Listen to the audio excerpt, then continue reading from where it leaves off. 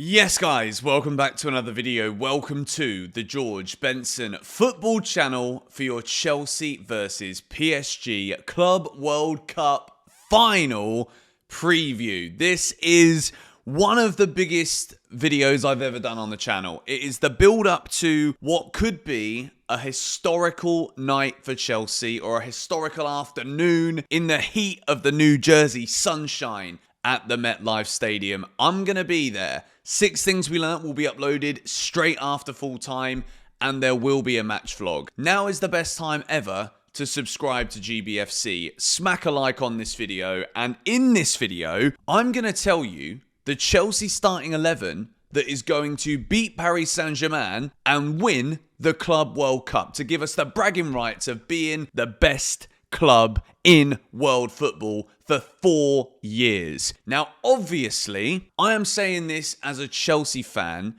going into the final thinking, you know what? I don't think anybody really expects us to win this. When you look at PSG, this have been their results in the tournament. 4-0 against Atletico Madrid. They lost 1-0 to Botafogo. They beat Seattle Sounders 2-0. 4-0 against Lionel Messi's Inter Miami. 2-0 against Bayern. And 4-0 against Real Madrid. That is not an easy route to the final. However, Chelsea, in this tournament, we beat LAFC. We were beaten by Flamengo. We beat Tunis. We dismantled Benfica. We beat Palmeiras. And we comfortably beat Fluminense. So, arguably, PSG have had a more difficult route to the final. Right now, there is no denying that they are the best team in world football. Luis Enrique, top 2 managers in the world. I would say right now, probably the best manager in the world, because he's managing what I think is the best team that I have seen for many years. And that is including Pep Guardiola's treble-winning Man City, Jurgen Klopp's dominant Liverpool side. But you know what? There's something about Chelsea, when we are the underdogs, that gives me this deep-rooted belief. And I think if you'd have asked me 4 months ago, if Chelsea are playing PSG in the final of the Club World Cup, what's going to happen? I'd have laughed at you. The fact that we've even made it to the final of this competition, I'm so proud of the team. I'm proud of Maresca. I'm proud of everyone who has got us to this point. But when you're in the final, I want to win this so badly. Even if it's purely for the bragging rights over having to listen to flipping Tottenham fans talking about winning the Europa League, and I don't want to flipping hear it, all right? Chelsea Conference League winners, but if we win this tournament, this is massive. To be the first club ever to win the first ever 32 club World Cup would be absolutely humongous. With PSG in it, Bayern Munich, Real Madrid, Man City, the big dogs from South America. To have those bragging rights over the whole globe is on another flipping level. This game is huge, and it is by far the biggest game of this new ownership. And listen, I want to just make sure that we're all very aware of why we are here. Because of Roman Abramovich and Chelsea winning the Champions League under Thomas Tuchel in 2021. That is what got us into this competition. And when I heard about this 32-team Club World Cup, back then, I mean, okay, great. Now we're here, and we've progressed through this tournament with all of these games on the screen right now, and we are in the final. We're in the last 2, and we have got a chance to bring home that trophy and even more prize money. This is the biggest game of Enzo Maresca's managerial career. This is the biggest game of a lot of these players' careers. Arguably, a lot of them have also featured in European Championship finals or big other games at club level too, but this is huge for Chelsea. Absolutely huge. People have said throughout this whole tournament, oh, it's just a glorified pre-season. Well, ask your bank account that when you've got 100 million less than what Chelsea have earned in this competition. And the trophy is absolutely gorgeous. Don't care what anybody says. But Chelsea are the underdogs. PSG are the best team in the world right now. But I love it when Chelsea are in this position. I love it when we are forced to do things the hard way. So let's take a little look at PSG's vulnerabilities, because as much as you can see here, they had that defeat against Botafogo. If we move this over, they lost that game 1-0. So this was the starting 11 for Paris Saint-Germain in the group game that they lost against Brazilian side Botafogo. Donnarumma in goal, Lucas Hernandez, Pacho, Beraldo, Hakimi, Mayulu, Vitinha, and Zaire Emery. This is the big difference. If I highlight these boys here, in the middle, that is not the strongest PSG midfield. It will very much be Fabian Ruiz, where Mayulu is, and it will be João Neves in replacement of Warren Zaire Emery. Desiree Doué, Gonçalo Ramos, and Kvaratskhelia. It's still a very strong PSG side, and if we also look over here, Botafogo, this was an absolute classic snatch and grab victory. PSG were all over them, including a siege at the very end of the game. But this isn't the best example of how I think Chelsea can beat PSG. And if you watch the game between Aston Villa and Paris Saint-Germain in the Champions League, where Aston Villa won it 3-2, on the night, in the second half, Aston Villa were actually very unlucky not to score a fourth goal, which would have changed the entire complexity of the tie. As you can see, PSG did gain some sort of ascendancy again towards the end of the match to see the game out in a professional manner, but that's what we're dealing with here. We're dealing with a team that just get things done. They go 2-0 up on the night, which is 5-1 at the time on aggregate, and then Aston Villa score that goal before half-time, and then this period right here at the beginning of the second half, Aston Villa went bonkers. And if you remember the match, if you watch the game, I think Aston Villa were very unlucky. But on the night, you saw PSG line up with a 4-3-3, and it was very similar to what we're probably going to see tomorrow. If we get rid of Onana there, you've got Hakimi at right back, Marquinhos, Pacho, Mendes, Vitinha, Ruiz, Neves, and then Dembele, Barcola, Kvaratskhelia. Although I do anticipate it being Kvaratskhelia on the left and Desiree Doué on the right. This is another issue with PSG. You don't know who it's going to be. Is it going to be Bradley Barcola, a player that Chelsea were really interested in? Doué as well has become one of the best wingers in world football in recent times, despite his age. Kvaratskhelia again. When I look at this PSG team, I see quality all over the field. I see a left-hand side with a world-class young left-back in Nuno Mendes. I see an absolutely brilliant midfielder in Fabian Ruiz. If we move it over to the right, Achraf Hakimi is one of the best attacking fullbacks in world football. João Neves is a complete midfielder, and Kvaratskhelia, absolutely sensational.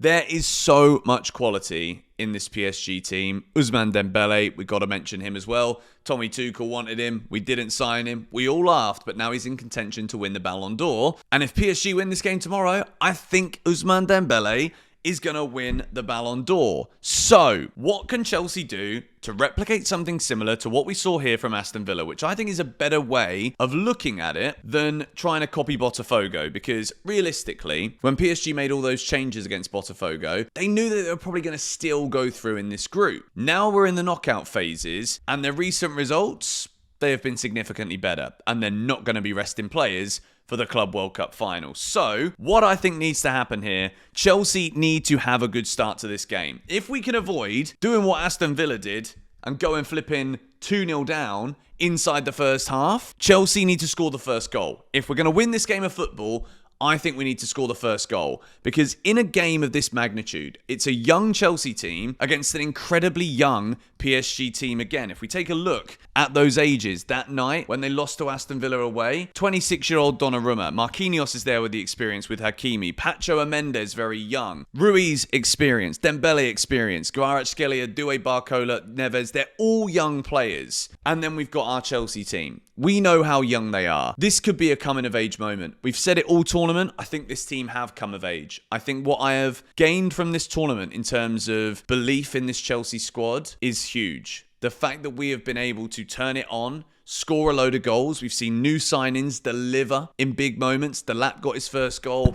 Joao Pedro with arguably one of the best debuts I've ever seen from a Chelsea striker slash attacker. It's almost time to build my Chelsea starting 11.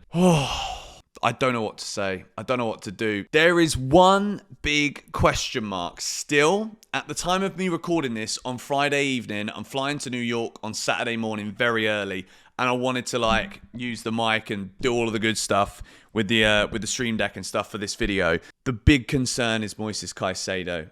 I think from the way that Reece James was sounding, I think Caicedo's going to be fit. Maresca said that he didn't fully train on Friday morning, which just really worries me. We might know a lot more information by the time you watch this video. But if Chelsea have Caicedo, that is what we absolutely need to combat this midfield. Neves, Vitinha and Ruiz. If you look at their average positions in this game for PSG, as they always are, incredibly close together in the middle of the pitch. But Aston Villa, what they did so well was crowd this area that you can see my cursor in right here with Kamara, Tielemans, and Amadou Onana. Chelsea, we saw that firsthand against Fluminense. We had so much control of the central areas while still remaining fluid with the likes of Pedro Neto, Joao Pedro, Enzo Fernandez, and Nkunku on that day. But we have now got Levi Colwill back. We have now got Liam Delap back. So, without any further ado, ladies and gentlemen, this is the team that I genuinely believe we can win this game, all right?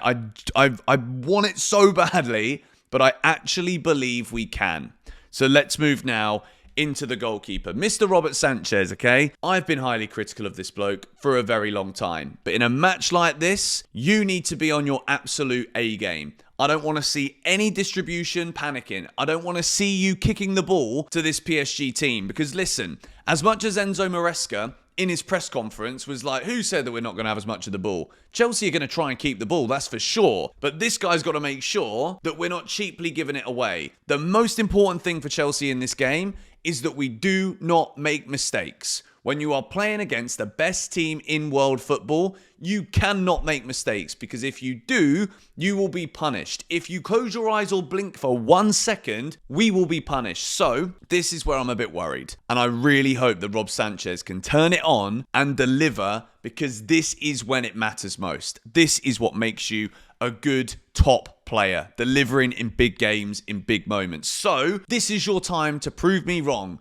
Mr. Sanchez, and I bloody well hope that you do. Moving now into my Chelsea backline of Reece James, Trevor Chalobah, Levi Colwill, and Marc Cucurella. It was very difficult to pick between Tosin and Chalobah, but I think Trevor Chalobah is a bit quicker and more agile on his feet potentially than Tosin. Maybe I'm wrong with that. Tosin's also relatively quick too. It's a real difficult one. I could have done a coin flip, to be fair, with who I would have picked between Tosin and Trev, but I'm going to pick Trev for this game. I think Levi Colwill being back is going to be massive, because Chelsea are going to need to be taking their opportunities here. And as we build this team further up the field, I think we're going to need to explore the passing range of a Levi Colwill. And that is also why I've picked Trevoh Chalobah over Tosin, because I think the way that Trev sees and picks out passes is a little bit more accurate and better than that of Tosin. So this is my Chelsea back line. This is the Chelsea back line that I'm going with. Big question again, Reece James. He's Chelsea's captain. You are never ever, and if Reece James is fit, which in the press conference he said that he is, you're never going to see me not pick Reece James for a game of this magnitude. He's Chelsea's captain. He's been here all his life, and I think when he's fit, he's the best right back in the world, and that is including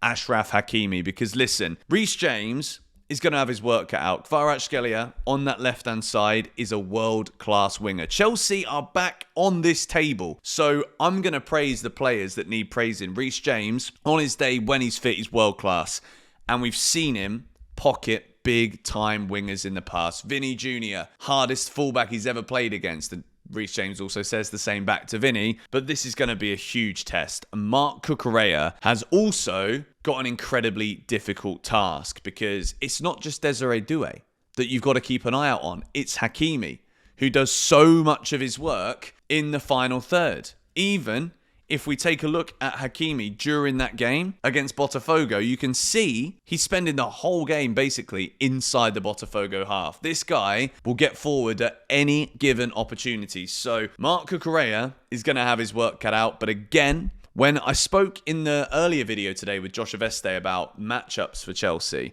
the fullback position, if Reece is on it and Cucurella are on it, I'm confident. And that is why I am confident going into this game. Because obviously, if we do slip up and we're not at our best, we're not going to win. Simple as that. But at the same time, we're in the final. We've been playing better and better and better as the tournament has gone on.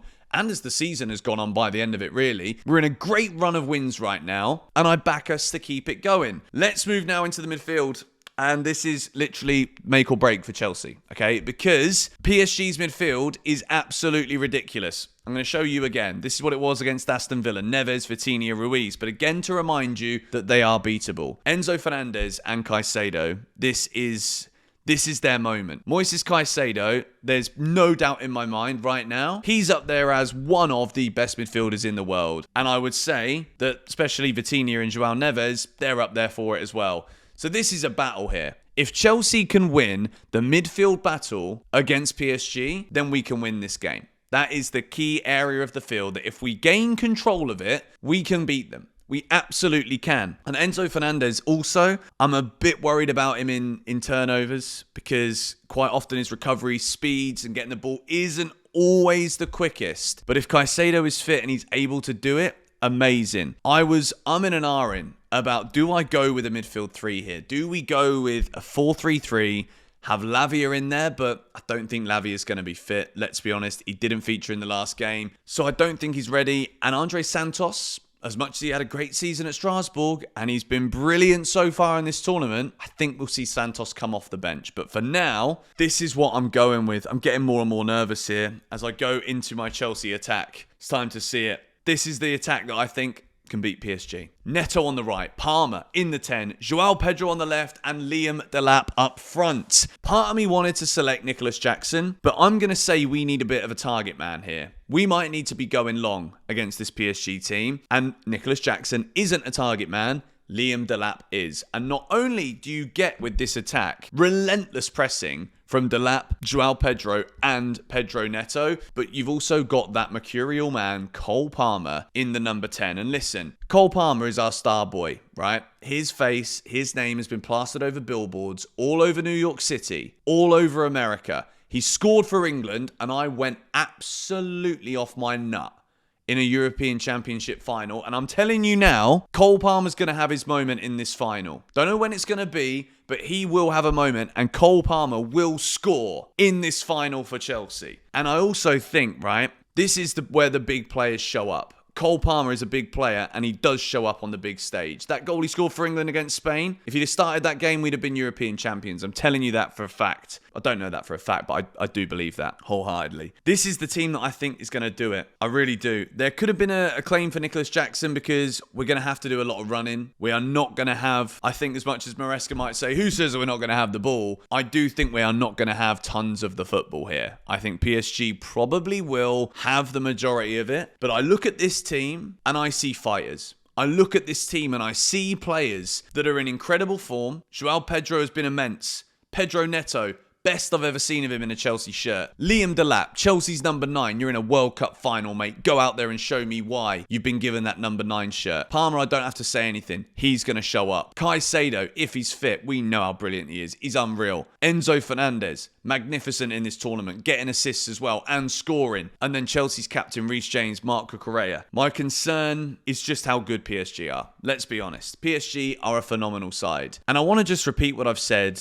throughout various videos recently. If we do lose this game, I'm not going to be mad. If we lose it because of stupid individual errors, I will isolate those moments, right? But all in all, this tournament has been great. I've got a belief in my team again. I've actually got a belief in my club again. And that feels fantastic. And if we can go all the way tomorrow and lift this trophy, this will be up there as one of the best moments I've had as a Chelsea fan. Watching us win the Champions League will obviously always be the pinnacle, but I've not been there. I wasn't there in Munich. I wanted to be there in Porto, but unfortunately, vaccination and COVID stuff and Bali and all of that, I couldn't leave. So I couldn't go, even though I did have access to a ticket. This is a World Cup with bragging rights for 4 years. This is huge for Chelsea. This could be, the momentum that we could get from this could be immense. This could be a defining moment for this young squad. And I pray that we can beat the best team in the world. Because if we do, man, see you lot on the town in New York. So,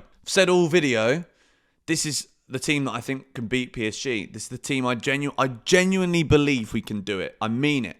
I believe we can do it. It's not going to be flipping easy though. My score prediction is this. Full time, Chelsea 2, PSG 2. Extra time, Chelsea 3, PSG 2. The winner will be scored by Cole Palmer. This is what I think is going to happen. I've been holding on to this all week. This is my lineup. I mean, it could be anything. We could see Reece James move into the midfield. If Caicedo's not there, it changes everything. No mistakes, Chelsea. No mistakes, please. Let me know your Chelsea starting 11s in the comments down below. Let me know your score predictions. Just like, even if you think PSG are going to batter us, like, this is what being a football fan is all about. Believing, having those dreams, having those, like, even if we're the underdogs, I love it. This is when Chelsea thrive. This is when our football clubs show up and deliver and show everybody who we are. And I believe we're going to do it again. See you guys in the next video.